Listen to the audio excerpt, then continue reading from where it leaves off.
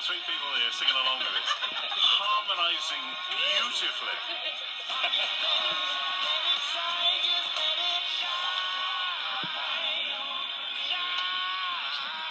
I got Yaz Kapuri, Curtis T. Jones, and Alison Fitzjohn. Hello, Alison. How are you? Hello. Really, really good on sunny morning, sunny day in Bristol. Isn't it gorgeous? Hi, guys. How are we doing? We're doing very well. Now, the band is the big show on at Bristol Hippodrome at the moment.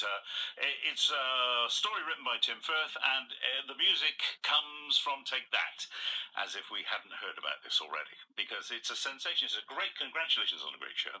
It's a wonderful thing. Alison, just you get the chance to do the plot. Right. Yes. Okay. So very, very quickly. Yeah. I don't want you to sing it, but if you could, that would be great. But very quickly encapsulate what this show is all about. Well, there is 5 girls. No, so it's actually it's really hard to explain the story. I find it really difficult because there's many different layers to it. But on a very base level, you have a group of friends who are in love with a band. We never hear what that name of that band is. They refer to them as the boys, you know, the lads, as fans of boy bands do. And then something really kind of tragic happens. They all go their separate ways. And then one of the friends, 25 years later, says, I think I'm going to get everyone together because I've just won a competition to visit the band once again in Prague.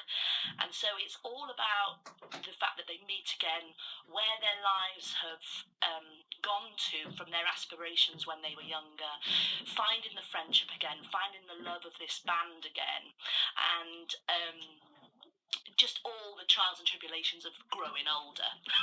I don't want to really say growing older, but I have to. Well done. It's like the best. It's not an easy thing to encapsulate very, very quickly. But you're quite right. Now the boys, now the band, the boys. As Alison quite rightly says, you're never referred to as Take That, but we know. Because that's what all the music is. That's what it's all about. And when we first meet you, it's mirroring that first concert of Take That at Manchester, isn't it? Yeah, I mean, also as well as that, obviously the gigs and the things that we do. I think also we are kind of like music and a boy band is a part of everyone's lives. I think we are a part of the girls' lives. Like at the beginning of the show, we pop out from furniture and in this teenage girl's bedroom. You do that a lot during the show. Yeah. You pop out from all kinds of things during the show, don't you? Not to give too much away. But as I say, you're never mentioned as Take That as such. But we all know who you are. And you are the Greek chorus to this show, aren't you? That's what you are. You're people kind of commenting in music and song on everything that's going on around you. Yes. Which I think is a really clever device. Yeah, Tim wanted that, the writer, the genius Tim Firth, who has written Calendar Girls, and he wrote the movie Kinky Boots, and lots of other fantastic stories. He wanted it to be like a Greek chorus, in the sense that when you love a band, when you love music, you can feel like sometimes they're always with you, and that's what he wanted it to be like, which is great that you picked up on that, because it's a really lovely element to the it is. It's a smash, and it is such a clever and brilliant device, because it works so well throughout the whole show, because it not only comments on the girls when they're smaller, but also in their adult life as well. Now, very strangely, the girls change and the boys don't. Ageless. Timeless, that's what it is. That's what you are. But tell me how you got this gig. We all individually entered a talent show on BBC One called Late Shine, headed by Gary Barlow, hosted by Graham Norton and Mel.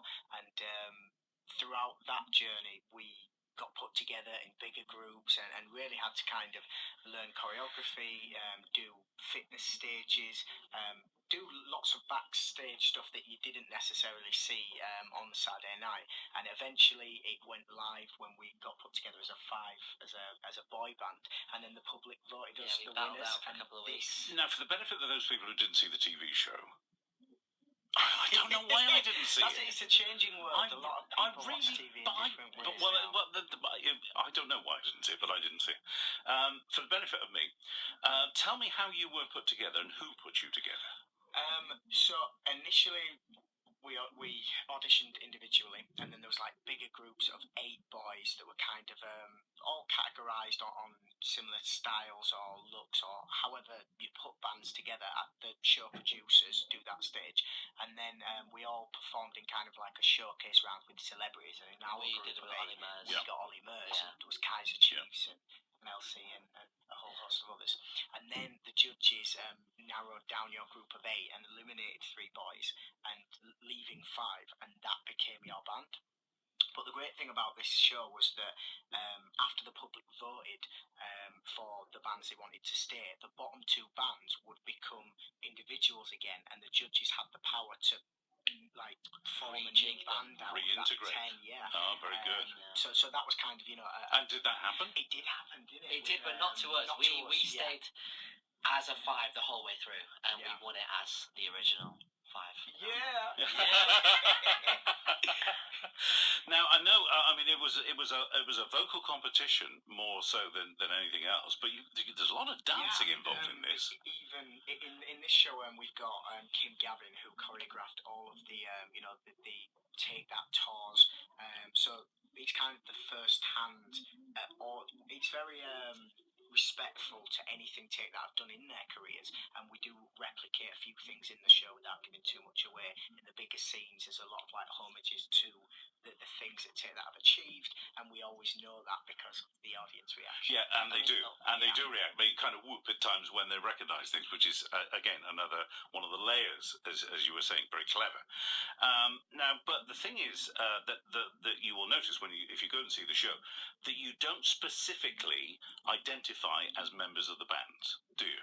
We just play ourselves, I Yeah. think. And Yeah. I think also the way that the songs are distributed, in terms of who sings what, then, for example, I might sing Gary's part in one song, and then Robbie's part in another song, and then Mark's part. So we're never really, oh, this guy is Mark, or this guy. And I don't think we Yeah. want to do that. I think it's kind of nice to leave it ambiguous. Yeah, And we have our own dynamic as well, I think, as a boy band. Yeah, the focus is never on us as a band and who is who. The focus is on the music and how that intertwines with people's lives, and everyone remembers where they were when Taylor broke up, and everyone remembers where they were when Patience, brought them back, and that's the power of music, and you can, distribute it wherever in your life, and there's some amazing scenes with those songs. I remember when I was working in television as a producer at the time, and one of our researchers had to have a week off because he was very, very upset that Take That had broken up. He was absolutely distraught.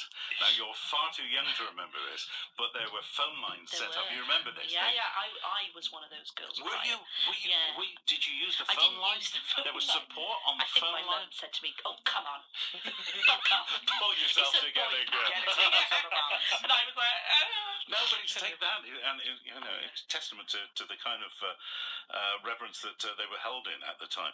Now, from your point of view, you only do the second half. Yeah, that's right, because obviously I'm an older version of a younger self, so I can't be in both halves. So yeah, it's quite nice for me. Have a cup of tea first half. No, actually, it's interesting. I listen to the first half a lot because obviously I'm playing an older version of a character, and so it's really interesting to listen to that first half because as an older, to get a little bit deep, I have had to have experienced that to be able to get to where I am 25 years later. So I do listen and try and feel when I'm feeling really kind of method. Let's go into the emotions of it. I try and feel the emotions to be able to motivate me in the second half. Well, you've got to be that person, haven't you? Exactly. And I don't think there was any sense that all of you grown-up actresses weren't the same characters that's really at lovely to all. hear. I mean, Thank you. It does follow, but you make a dramatic entrance. I do. Yeah. Now tell us about that. Yeah, I'm not going to give too much away, but she's physically changed in terms of her aspirations when she was younger. And I have like possibly the best entrance of any show ever. Just wonderful, isn't Yeah, it? it's It really great. is. And you also, I mean, it's a very, very emotional character that you play. I mean, That's right. Because it is a roller coaster of laughs. Yeah. And something a lot deeper than that. There's Exactly. tears there. Yes. I think it's very brave to approach size in theatre. In this age of diversity, I think it's fantastic that Tim wrote a character who is complex in terms of image, and I love to embrace that. But you know what? The audience enough embrace it, doesn't it? Thank you. Yeah, I feel They yes. really do They embrace do, that, because it's like, that's us. Yeah, and yeah, who's the same size as when they were 16? Let's face it. I know I'm not. And it's lovely.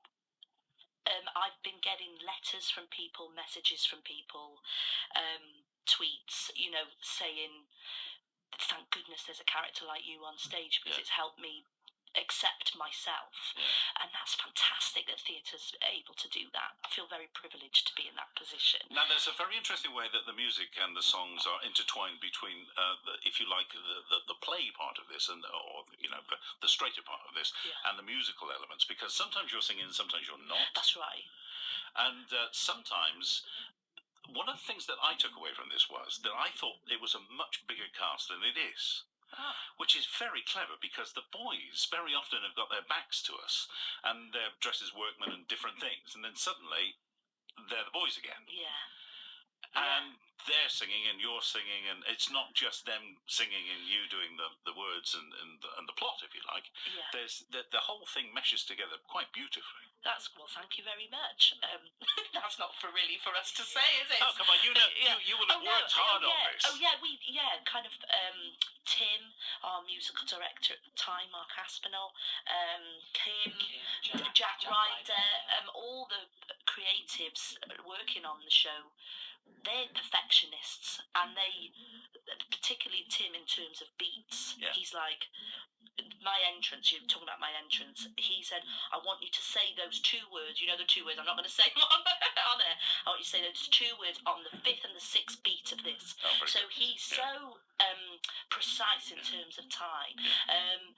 And also, he wanted, when the girls sing, girls, he wanted it to be as fans singing. So we get into it, we all love it, we all have a good time, and the audience starts singing then as well, don't they? I think it's a beautiful ensemble piece as well. I think that there are very distinct characters, and I think performances that deserve kind of incredible praise, but I think as a whole, as a company, I think, and there are lots of different ensembles within the wider ensemble, and I think the way we all work together, I think, is beautiful, because, like you say, sometimes we'll have our backs to the audience, or we'll just walk on, and 10 seconds before we'll have a different costume on, and you'll be like, well, what's that? And I think the scene transitions and everything is really well thought out. I'm not going to give it away, but there's a scene in Prague, shall we say, where oh yes, I thought, I think I can see what's happening here, and I'm looking for some movement somewhere. But it wasn't until there was a big movement. But I really don't want to give this away. I really don't want to give this away, because it would be terrible to do. No, I'm not going to absolutely spoil it, but that must be fun to do, that bit. It is. I mean, we have to hold our breath. The bit that I can't tell the listeners about is really good fun to do. Yeah, I mean, we have loads of fun in all. I think we have so many different roles. I think we have like 9 costume changes, so we have so much fun, and I think we each have our own kind of stories within that, and I think when the audience sees that, I think it's really special. Now, there's some very swift costume changes, aren't there? Yes. Some happen on stage. Well, I was going to say, are there any that get quite tight? Sometimes, yeah. Like, I mean, you're still singing live. You're still singing live on the mic, and you're running around backstage, already stripping off, trying to get your next outfit on, while still singing to the front of the house. And sometimes it can be a bit touch and go, or you can put the wrong foot in the wrong shoe, which has happened to me. Oh my gosh, he had his shoes on the wrong way around. Because it was pitch black. It was so funny. He did a whole dance with it. He did a whole dance with the wrong shoes on. Yeah. Isn't that something that choreographers do to ballet dancers? They say, right, put your wrong shoes on, now do it. Go on then. And if it's not, then they should be, really, shouldn't they? Curtis is very much like a ballet dancer. Oh, he is. Yes, graceful. Now, you've got one fella who plays all the comic characters in the show, the peripheral comic characters in the show. Now, he does what's his name? His name's Andy, but in the show he's called Every Dave. Right. Okay. Well, he's very good. Oh, he's amazing. A wonderful man, a wonderful performer, and he inspires me pretty much every day. Does he? Oh goodness, yeah. He's a lovely good guy, and I watch him and think, right, what can I learn from him today? I can imagine him being as droll in real life as he is in those characters. Yeah. They seem to fit quite well. My favourite Dave is the airport Dave, for sure. I love airport Dave. Yeah. And talking about airports, set-wise, we have to talk about the look of the show because, I mean, apart from the wonderful costumes, the set folds and moves, and it's very clever in the way that suddenly four airline chairs become something else. Yeah, that's a right. part of an aeroplane. Yeah, the designer is the award-winning John Bowser, who is a lovely man, and he's done shows such as Battle of Hell and lots of other shows which are fantastic. And he's just an expert in his field, and kind of again, it's all part of these brilliant people, these brilliant creative minds. Actually, we've got the easy part. We just go on and perform. Yeah. Although, right at the beginning of our little chat, you said that, you make your very first entrance out of some cupboards, out of some lockers, don't you? But then you're making entrances from here, there, and everywhere throughout the show, aren't you? There are loads of different ways we come into the action, and some ways which you won't expect, some ways which you'll see coming from a mile away. Not in a bad way, of course, but yeah, it's really fun, kind of being a different person within this show all the time. I think we play ourselves sometimes. I do think that. I always say that the variety we have in the show, like the characters we play, if you're ever in a bad mood and you've got a show to do, like we've got 2 shows to do today, as soon as you start doing it, like 20 minutes in, you're out of your bad mood. Yeah. Because you can't stay in a bad mood doing this because you're shifting all the time from different characters, and it's so funny. If you just stop and think about it for a minute, it just makes you laugh. Very good. Well, it makes you laugh, it makes you cry. Yeah. You're home. Because this is all home right, for you my at the moment. babber, I am home, my lover. Yeah, I live in Bedminster Down. Do you? Yeah, Well done, you. yeah. It's fantastic being home, especially with the sun shining and having all these brilliant audiences. I do want to do a shout out to the audiences actually, because we have some fantastic audiences that come and see the show. But yeah, it's just wonderful. So lots of friends and family this week then? Yeah, different people coming every day, which is fab. Yeah, it's nice. And you're staying at home, not in a hotel? Yes, lovely. My own bed, my own pillow. Luxurious. Where are you off to? You're at the Hippodrome until the 28th. That's right, yeah. So plenty of opportunity for people who book a ticket. Where are you off to after that? Birmingham, Yeah. Hippodrome, Birmingham, oh, and lovely. then Plymouth. We're doing it. This is all the southwesty kind of area, kind of part of the tour. Then we go. I think we go to Scotland. We do Nottingham and Northampton. We've got a few places left that it's all about. And how long do you go on? Well, we go till July, then we have a break, and then we come back for a little bit, and then we go to the glittering West End. Yes. Are you excited about the West End, boys? Do you know where you're going? Yeah, we're at the Royal Haymarket. Oh, lovely. Yeah. Nice theatre. Tickets are on sale now. plug. And fellas, you'll have the dancing right by then, won't you? Yes, exactly. The dancing is great. Nothing wrong with the dancing. Listen, thank you so much for coming in. Thank you. It was lovely Thank you being for here. having It was so nice to hear you enjoy the show. Yeah, it was a great show. And it's there at the Bristol Hippodrome until the 28th.